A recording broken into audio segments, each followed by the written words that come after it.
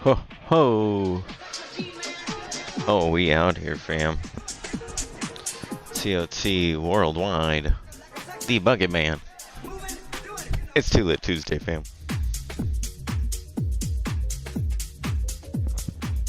I hope you're all having a wonderful evening, afternoon, morning, whatever it be to ya. We just passed 420 here in Arizona, you heard? We liddies, but we think we gonna get this all running. We gonna get this going, you heard? Whoa. Oh, see, we already got one screen that got a little off. This one got a little off. I had not done this Too Lit Tuesdays stream in a minute. And they all have different, I have to build a different scene collection for each show. So this one has all the Tuesday stuff with the fire and it's lit, you know, but it's just not the same. So when I go back and forth, I adjust all these little minute details and then I come back to this one and it ain't fixed. And yeah, I think that's supposed to actually go there. If we're being honest, that lineup goes with that lineup down there. So, hope we're all doing well. Hope we're all feeling great. I'm on early today for the first time. Holy snap. I had a rough morning. Super ton of pain. Did not feel like doing anything. Did not feel like functioning or, yeah, even eating. So some kratom has helped. Some herbal medicines has helped. And now we're live. We're live and doing it. So much love. If anyone tunes into this pre-stream, then that's fantastic. I'm not scheduled until 7 p.m. today. I thought that was Pacific time, but I think that has actually been going off of my time here in Arizona. So I'll be on at 7 o'clock Arizona time with a DJ set. That's scheduled. My whole Twitch schedule is listed on Twitch. So if you're on YouTube and watching this afterwards, or seeing this at any point in time from any source, go ahead and check out the Twitch stream schedule on Twitch itself. Twitch.tv/ToTworldwide. That will bring you all the goods, show you where I'm at, what I'm doing, and what I should be doing each day. I'm gonna try to stay true to it. It's got 3 days listed. They're all at 7 p.m. and there's 2 days of art, 2 days of art and 1 day of music. Or 2 days of music, 1 day of art. We'll figure that out. Whatever it is, I know today is music, so that's real. But I had just done some racing this weekend and just done a few things. Oh, I don't know if any of you were tuned in for when I made the off-road King of the Hammers tribute. I am not done with this nearly. I have a ton of work to do on some of the wheel work, the background. I have outlining to do. I'm going to do some crazy green stuff in commemoration of the monster vehicle itself. But this vehicle got 7th place in this race when it entered in 2022, which is when this picture was taken, and they've been using this vehicle for the last like 5-6 years in different forms, little modifications here and there, but still an Ultra 4 4-wheel drive V8 powered beast of a monster. So super stoked to be working on that project. I've done several off-road paintings, but being able to actually come back to it and do one on the weekend of the event that it was going live, I was able to watch a video with you guys while we were painting it, so you can kind of get a little hang of what these crazy off-road sports are about. A lot of people never understood when I went to the sand dunes and such what we were actually doing. They were like, oh, you drive dune buggies, and it's like, kind of, but they're like 500 to 700 horsepower monsters that are insane long travel works of technological engineering. It's not just a dune buggy most of the time. I love me a cheap little dune buggy with a Volkswagen engine though. I could tune me a Volkswagen. I could tune me a two-stroke. I could do all sorts of fun stuff with little things. But these giant vehicles are now starting to get more like trophy trucks, as sand cars. I know some of them have upwards of literally 2,000 plus horsepower. So, pretty wild, pretty insane. But yeah, I've been getting back into the desire of doing fast things, horsepower things. So as you can see, my horsepower design work has been inspiring me again to get back on the horse, so to speak. So I am here and I am doing that, and well, it's one of the ways I'm doing that has been sim racing. So I'm using this new Logitech system. I have been a sim racer for over a decade. I took place in professional competitions back when I was in high school. I wasn't super great. I was in the top couple of thousand within the entire United States, which was kind of cool. But because of just my mass amounts of ADHD, my back problems and everything, I broke my back at 13. So by the time I got into anything in high school, I was already going through trials and tribulations of just trying to figure out how my body was going to continue through life and do things of that nature.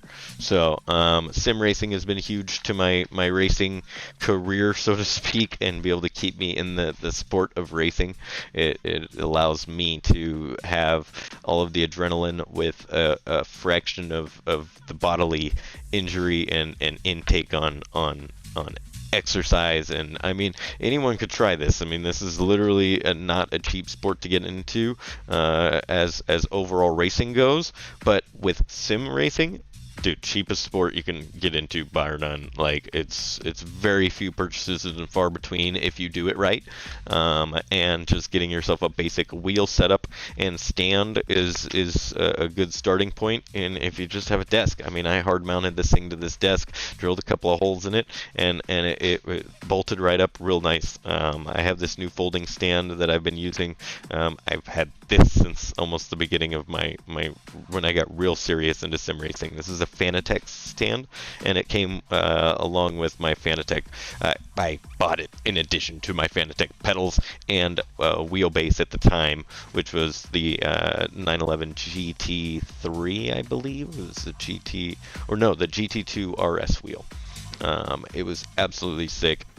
Loved it a lot. That GT2 wheel got me through a ton of racing. It had real Alcantara around the rim. It was a little bit larger, so it felt better in the hands. These feel more toy-ish, as this is one of the cheaper Logitech setups. This is the G920.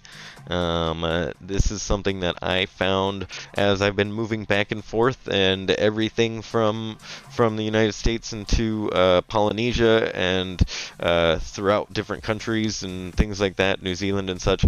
I've had to buy setups everywhere I go. It's a pain in the ass. So I finally decided, you know what, I'm going to review something that everyone could afford and get into. If you don't know that you might like sim and you like to drive and you would like to maybe drive more cars, more freedom, more opportunities, or give yourself a chance on a racetrack, you can go ahead and pick up a sim wheel setup for literally a couple $100 or cheaper.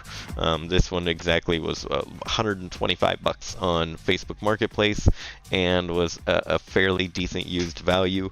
I found out just the other day the guy had taken the pedals apart and removed one of the cushions inside of the brake pedal, so it made it a little bit more difficult to have my regulation. It just floored it to the brakes every time I went to it.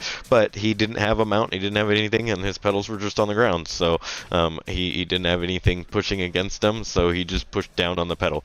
So with this, it's all mounted up. I have a much more sturdy feel on it, and I can use that block to give me a more simulated brake pressure response as opposed to just how far I'm pushing the pedal.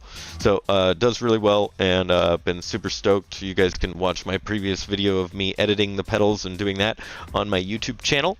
That was a really fun afternoon, and you got to see the difference between how it really feels. It changes it entirely, and I highly recommend it to anyone. I did the eraser mod, which literally is putting a chunk of eraser inside of the spring, and it makes it so where when the two sides touch, it's got a much stronger resistance and works really well. I'll have to take it apart soon and readjust it and shave just a little bit off. So you can follow me here on stream on Twitch, and you'll find that and me doing that. I might keep that on my Facebook or on my YouTube, but I will go ahead and make sure I post that other video as one of my reviews or something. I gotta make a special playlist of my particular down the rabbit holes that are not just gaming and not just art and music and all of these things. Sometimes I do special activities, so that's the fun part about going down rabbit holes with me as we go through the journey of life together, and as you guys even give me different suggestions, ideas. I get phone calls every day of different activities you guys are all up to. I love it. That's how I get into new things and gets me more experience in the world of how art is the ultimate creation of life. So with that, if you don't want to spend all of these hundreds to thousands of dollars on sim racing, there are a few ways that you can get your kicks off. One of those kicks is Race Room. So this is a company that I've actually been to a few times. They have race rooms all over the country, and it's a place where you can go, and they have some of the fanciest sim hardware you can race. Some of them have cheaper. I think there's a few cheaper stations at each one, and then a few really heavier duty ones that if you pay a little bit more, you get the fancy ones. I've raced in some insane simulators across the world, some upwards of $50,000 to $100,000. The one in Monaco that we raced on was about $75,000 to $100,000. It had an actual mechanical linkage shifter in it with a full hydraulic brake system, hydraulic clutch.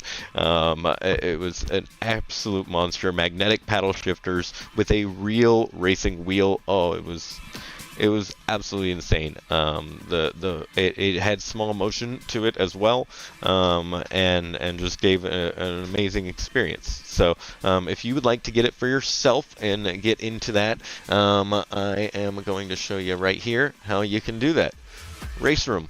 So Race Room is a software that is now offered to the public from Race Room Experiences. So Race Room Experiences, I highly recommend. A big shout out. Please sponsor me. This is my first time using the sim. So I've gone to their place. I've used it there at their shop and stuff, and it was really awesome. Some other ones around the world use Assetto Corsa. Some use their own proprietary software. iRacing is sometimes used. It just depends on the company that is hiring the sim room. So with Race Room directly though, they do feature Logitech setups. I do know at some of them, so you can get yourself a little taste of what you can buy, along with Fanatec and any other hardware they have there is something that you can test out before you buy it for your own setup. And if you don't have a fancy PC that runs it all, that's another thing too. This camera is sitting on top of my PC that I've had for the last 6 years almost, and it's been a beast of a build and a project, but I will admit it has opened so many doors. If you want to get into PC building, please hit me up. I will help you out. I've been doing it for over a decade, and I've built PCs for all sorts of different things and creations and tools, and it's just something that really allows you to open up your boxes and allows you to get in any room you want to do. So speaking of which, let's get into this racing room, and we're gonna put launch in regular DXVK. I believe this is for the visuals and the simulation for the motion, and then Steam VR, that is for having a full VR headset. I like the concept of VR, but there's a lot of different issues when you're running into streaming it and such. It gives people a little bit of nausea when they see your head bouncing around and such, and making movements that aren't typical. But yeah, we'll see how it goes. Oh, and then I will also be featuring this with my new Sim dashboard. Big shout out to Sim dashboard. It's got an actual odometer gauge on here, along with a gear indicator and a shift light, and it links up to all of my different Sims. It's absolutely sick. I get to sit that right in front of me, and it's a bright, shiny LED that shows me everything I can see. Okay, so let's go ahead and start Race Room. It looks like the HDR mode is over there that isn't working right. We'll see. Oh no, it says Race Room Launcher. I totally thought Race Room was by itself. This game needs a controller. It better use this controller. You heard? I literally just watched someone playing this the other day on Reel. I was like, that actually looks really sick. I've been spending all this time on Assetto Corsa trying to make all the shaders and the graphics and everything up to date, whereas Race Room, the shit was up to date already. Oh yeah, big shout out to BeamMG Drive recently as well. Got a massive update and has incrementally just been getting so freaking gorgeous. I can't even use it right now in max settings on my PC anymore because when streaming, it's just too much. Loading Race Room. So this is actually a good experience where we get to test it out together for the first time, and you guys get an honest reaction video of what I see out there. Well, I don't know if the stream is still going. It says it's going, but my second monitor just destroyed itself. So there's that. Second monitor doing nothing. Race Room doing nothing. This seems really healthy. How's the stream look on the actual stream? No, you guys are seeing it okay. That's weird. Alright, well, since I can't adjust anything, we could just keep going. Let's see where it goes.